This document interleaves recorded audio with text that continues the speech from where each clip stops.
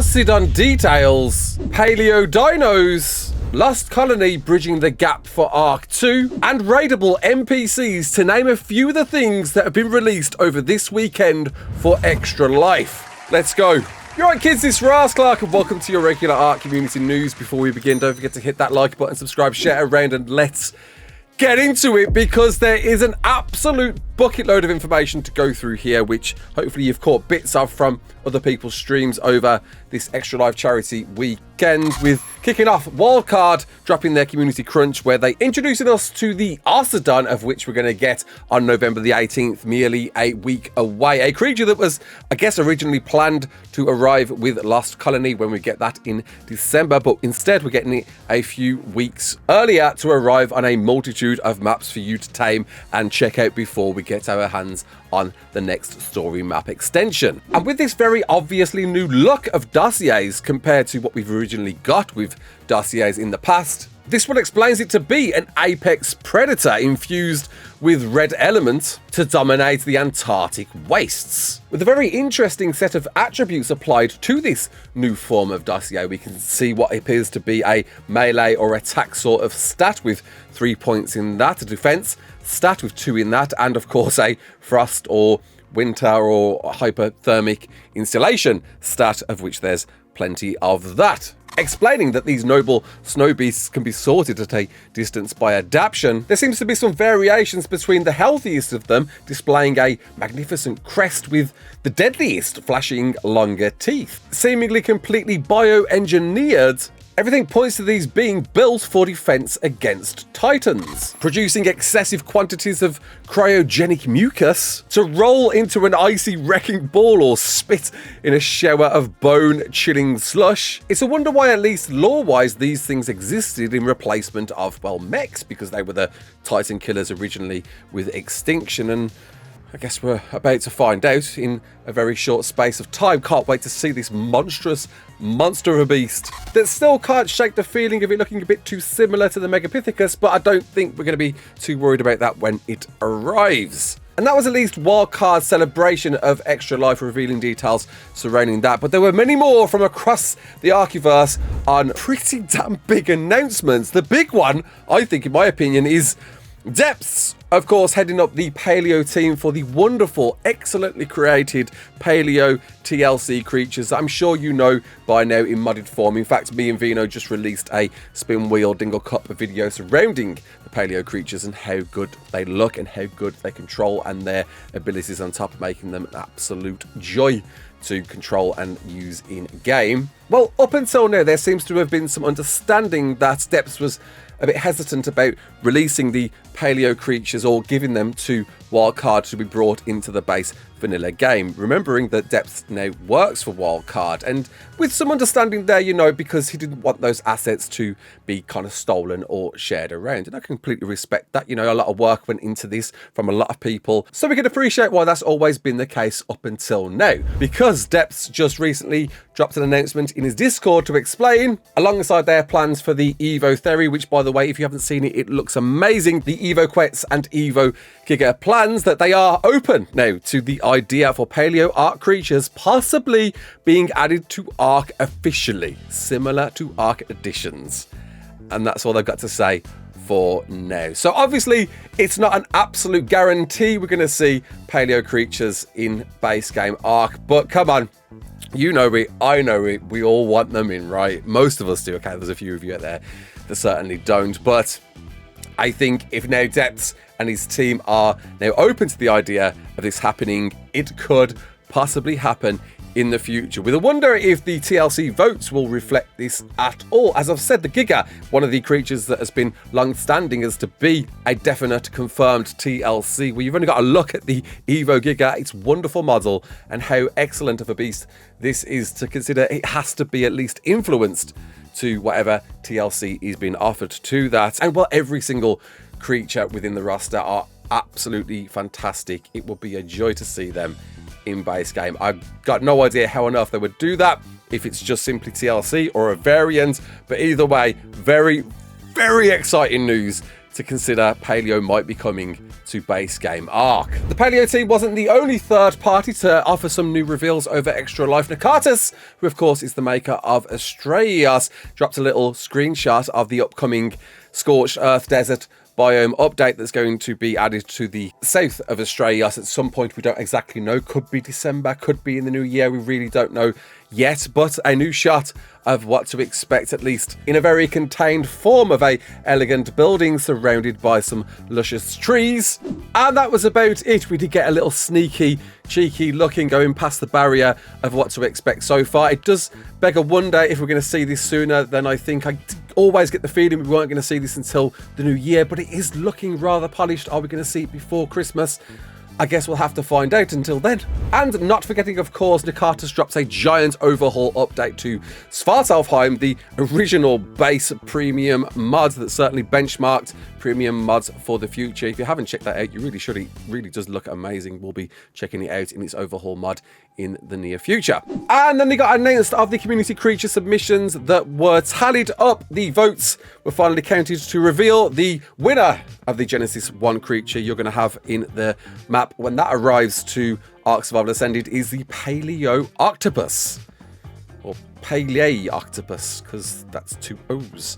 And certainly a very ambitious winner at that. A plethora of abilities were pitched with this one. A giant amount of potions craftable from this tentacly friend that can do some suction climbing, some tentacle grasping, and camouflage itself out in the wild. Honestly, there was so much pitched with this submission. I'm not sure if we'll be seeing everything coming to whatever this version, this new depiction from Wildcard it'll be with Gen 1. But either way, I imagine we'll see at least some influence from the abilities pitched with this. With some creature grabs on top, applying coats or throwing potions.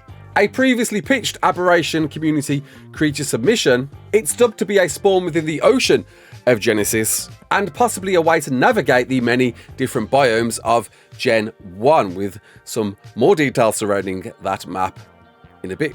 And seeing that we're still speaking of creatures, the TLC votes, which of course you've been donating for through this Extra Life charity stream. Every time you've been donating and putting a hashtag and a dino, it's been tallying up to make the top 4, now possibly 5 creatures to be given a both visual and ability TLC in the future next year. Well, that 120,000 goal for at least 4 TLCs got blown out of the absolute park, with currently to date at the time of writing 155,000 raised, with Wildcard adding an additional goal for a 5th TLC if we hit 175,000 by, well, December. We've still got quite a lot of time to hit that goal, so it could quite possibly happen. We could quite possibly be getting 5 TLCs. So that would mean, if this ranking's anything to go by, being updated by a number of different people, including C12, with Aranio clinching first place to be the first TLC, followed by Quetzal, then Megalo, then Giganotosaurus, and then Therizino, with, to be fair, quite a big chunk to 6th place, which is currently held by the Gallimimus. Seeing to me, it's pretty much confirmed those top 5 could be the 5 creatures we're going to see TLC for, unless some crazy donations change these standings. These are the 5 creatures we could be seeing TLCs, with of course the Aranio seeming to be the very first one we could be getting TLC, followed by the Quetzal, Megalo, Giganotosaurus, and Therizino, all to be announced and released in weekly Community Crunch segments leading up to December. And you know what? I'm pretty happy with this. I think all 5 deserve at least a visual improvement at the very least. Ability-wise, I mean, Therizino's definitely got a few tools up its sleeve, but visually definitely needs some improvement. Giga, without a doubt. Megalo deserves some abilities, without a doubt. Quetzal deserves an overhaul, especially. And Aranio, well, you might know my thoughts on the Aranio. But those weren't the only things rewarded for hitting goals for Extra Life, because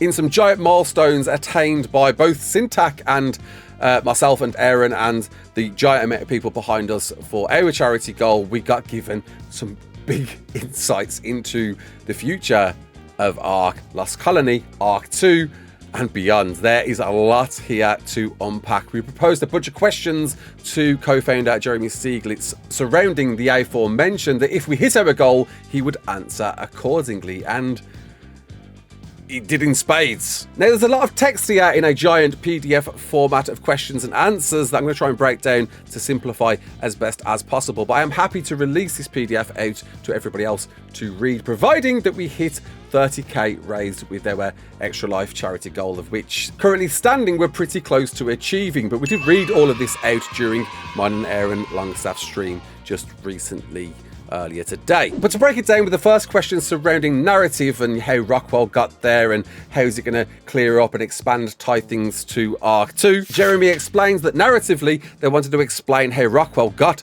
onto the Genesis seed ship, and not just simply in his monstrous tentacly form, but of what humanity was left within his character prior to these events, coinciding with a beautifully Gareth Coker composed dossier of Rockwell's very first explorer note that you'll encounter on Arat Prime, giving some details to possibly more than we thought. Nano goes into a great deep dive surrounding this version of Rockwell to summarize that it possibly might not be the same Rockwell that we defeated on Aberration, and instead a clone of Rockwell, or the clone, or the original version of Rockwell.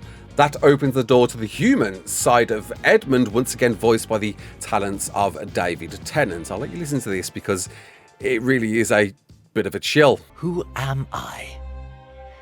Such a simple question. 3 little words. And yet I find I am unable to summon an answer. I've awoken surrounded by metallic wreckage, the bright thunderclap of my arrival echoing away across a vast, rapidly cooling crater. From before this ruin, I remember little. I recall scattershot visions of monstrosity. I fall to my knees in the freezing wind. Better to let it end here with some semblance of humanity intact. I feel myself finally slipping into nothingness, as it should be, and then... No, Edmund, you won't die here. I won't let you. When you tie this with the introduction of their latest Lost Colony teaser, Death is Not the End, I guess this all kind of adds up, that Rockwell's death on Aberration was indeed not the end, as we find out more about Edmund and his journey to the Genesis ship. Following on that, they wanted to clear up and expand on various relationship details which critically pertain both to the plot of Ark 2 and also tying up some character developments we've seen from the animated series so far. Following on to say that they wanted to set up Ark 2 by carrying over certain post-Extinction developments into Arat Prime, allowing us, as we know with the recently released mocapped CGI cutscenes, we are going to get at least some insight into Ark 2 with Lost Colony. Further explaining that they wanted to explore Arat in this expansion, the planet that Ark 2 is set on, ultimately wanting to centre the developments about what's going to happen in Ark 2. So finally, after that original announcement trailer in December 2020, we're going to get an insight into what this means, what this is all about, what the hell are we looking at, why is Vin Diesel there, who is Mika, what does this planet consist of. We're going to get some actual information surrounding the long-awaited Ark sequel. As we moved more into the plot lines of Lost Colony, I asked more specific questions surrounding Mei Yin, of course, that we saw in that original trailer, and Jeremy explains that this will close the storyline on some characters, with significant emphasis on Mei Yin post-Extinction, further explaining the relationships between the various main characters, and especially Rockwell's motivations, illuminating what occurred in Arat around the development of the Seed ship, including Rockwell's motivations and illuminating what occurred in Arat around the development of the Seed ship, the place where you're going to be. Above all else, it's tying up loose ends. It's kind of what we were hoping to expect, an explanation of some characters that we seemingly lost with the end of the events of Extinction and what happened to characters leading up to the events of Gen 1. All very exciting stuff. Being informed that on top of Mei Yin's stories, there's going to be some brand new characters that we're going to find out about during this playthrough of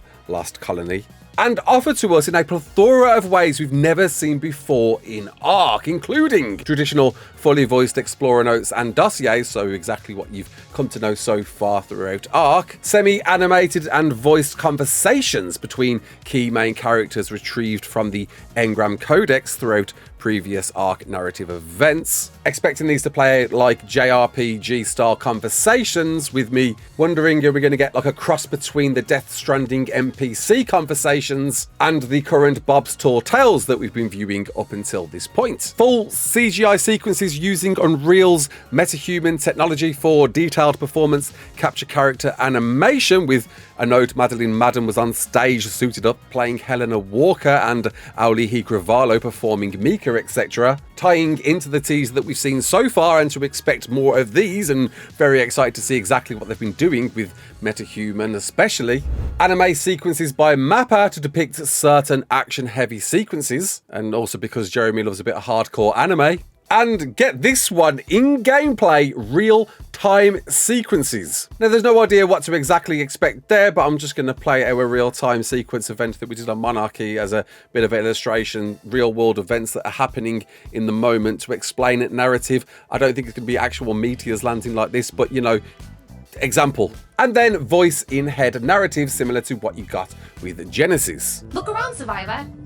Isn't it strange that you have dinos wandering around a volcanic environment? With Jeremy explaining that they're going to be using Lost Colony as a sort of testing ground for all of these different narrative methods to see what we really just prefer more than most. All of which, by the way, will be fully music scored, once again composed by Gareth Coker, offering about 75 minutes of new music for you to listen to. That is a heck of a lot of Coker, and I'm very excited to see what he has to offer this time around. Can't wait. Moving into a level design centered question now and what to expect there, Jeremy explains that the team decided to tackle building a largish city, having dynamic enemy outposts throughout the city and beyond for players to raid, and we'll get to that one properly in just a minute, with dynamic lighting, shadowing, architectural construction and level of detail associated with an urban area, very, very different from the scale and design of Sanctuary in Extinction. Something totally new to tackle and made possible by a lot of the powerful features of Unreal 5. Giving way to new environmental effects in Lost Colony, including new kinds of snow interaction and enhanced weather systems. Bringing, of course, a new moody vibe we've seen nothing like before. Which led me on to a question surrounding the Ark 2 features they've been drip feeding us into ASA as a kind of introduction to what they hope with that. Remember when the Ark 2 details dropped, there was a bunch of stuff being promised with that, including a few features we've now seen in the game, such as advanced template building, we now see that, and character progression and skill systems. And Jeremy explains, and brace yourself, this is certainly the big one for Arat Prime to expect, the concept of an opposing force raiding NPC tribes. That will be offered as some vastly simplified form in at least Lost Colony, but NPC raiding and defending coming with Lost Colony, it's actually happening. A lot of theories, rumours surrounding this and what we was planning to expect, seeing that they were pitching this idea for Ark 2. And it's actually happening, with a wonder of how this is going to incentivize players to interact with, and especially against PvP, how that's going to work against that side too. Very excited to see how exactly NPC raiding is going to work in Ark. And the juice keeps on spilling, with Jeremy explaining that Lost Colony serves as a testing ground for Ark Narrative techniques going forward, with some gameplay refinements to expect. When questioned about IP Collabs, because, you know, we've had the Teenage Mutant Ninja Turtles recently and Power Rangers before that, if we're going to expect any more in the future, and perhaps we're going to see some more delivered beyond character or creature skins, that they hope to do another big IP collab for March, April next year. And if it all goes well, it'll be creature oriented, with a franchise that has tons of fans and probably a lot of sympathetic overlap with Ark players, meaning it could possibly be, dare we say, the long awaited Jurassic Park collab, or get this, think about this, Palworld or Pokemon collabs? Could it be something along that lines there, especially seeing that there's been a quite recent lawsuit where, you know, Palworld probably owe Ark a bit of a favour, right? And then looking ahead at Gen 1 and 2, a few questions were proposed surrounding what to expect with those, and Jeremy delivered in absolute spades with some giant news. The Gen 1 and Gen 2 will be fairly similar to how we approached the prior map upgrades, but the maps themselves will be visually overhauled along with some functional refinements. New creatures, of course, but with one key difference that it can reveal now: Genesis 1 will have a map-wide water biome. What? So somehow encompassing the entire map is going to be an explorable watery area that really does beg a wonder how the divided biomes that we known from the original Genesis 1 will work. Will they be existing at all if there is a fully explorable water area surrounding the entire map? That to me spells out we could be seeing a very different Genesis 1 at the very least, and I'm very excited to how this is going to play out. But perhaps even more exciting, Genesis 2 will also have a map-wide space biome. So dude, consider this. That original little segment of space you could traverse between the two sides of the Genesis ship originally in the Gen 2 map will now expand tenfold, which sounds to me you might be able to explore the entirety of the ship's exterior, leading you to where, who knows, what will we be able to visit? Nobody knows. Wildcard no, but at the very least, I've got the image of Star Wars TIE Fighter-like fights in space. And I think what Jeremy goes on to say would be alluding to exactly that, because Jeremy explains that these new huge areas will also support the features of the Bob's True Tales and the content associated with them, including new kinds of vehicular content. With on top a new take of the Bob's Tour Tales to not be the comic takes that we've seen so far, but instead full-blown CGI-oriented, canonical, true-to-life Ark 2 world cutscenes. And hey, more Ark 2 is an absolute win to figure out what the hell is this sequel gonna be all about. And then throwing out a bit of a loaded question surrounding the original legacy creatures of Ark and TLC in particular, that yeah, we're getting some great community voted TLCs with this extra life, but there's still quite a lot out there that still do need some TLC. Jeremy explains that there are very many old creatures that will need TLC after another year of progress. But essentially, statistical or functional TLC is quicker and easier than artistic TLC. So over 26 and 27, he's certain that functional TLC will happen on many of the older creatures to ensure that hopefully every creature ultimately has some useful, if not niche, place in the game's meta. With some expectation that new biomes will favour certain creatures on further maps, with the gameplay design and balance teams totally dedicated to that these days. Which is huge. What he says to me is we're going to get the TLCs that we want, but wildcards are probably going to be looking at a few themselves, which is what I really hoped would happen. It's a wonder now our original theory that why shoulder pets and unrideable creatures weren't being considered in this TLC votes were possibly kept to one side for this reason, and that feels like that could be why. Either way, it suggests to us wildcard are very much aware that all creatures definitely need some update in the future, especially the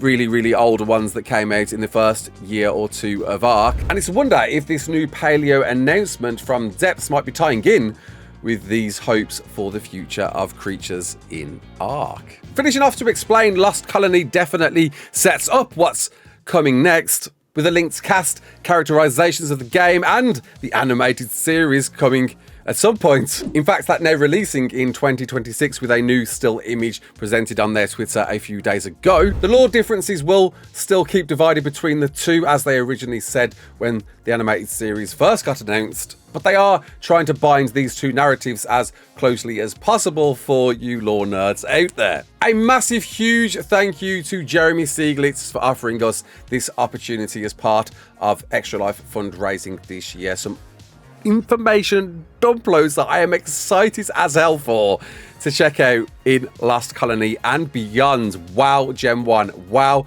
Gen 2, all of course accumulated in the charity fundraising for a great cause. We raised almost 30,000, which is phenomenal, combined with Syntax's monstrous entry of 53,000 raised, and the entire Ark community still raising a bunch to generate a massive, massive total we haven't seen in a hot while. 157,000 raised with mostly the community is just phenomenal. It truly is. When you read stories like this from Ella Grace and what we've provided in these charitable functions for people like her, it really, really does hit a note. I'm so grateful. I'm so thankful for this opportunity that you out there have helped to make happen. So a massive, massive, big round of applause to everyone. And a big thank you once again to Wildcard for allowing us to be a part of this in more ways than one. It's really appreciated. A lot of stuff in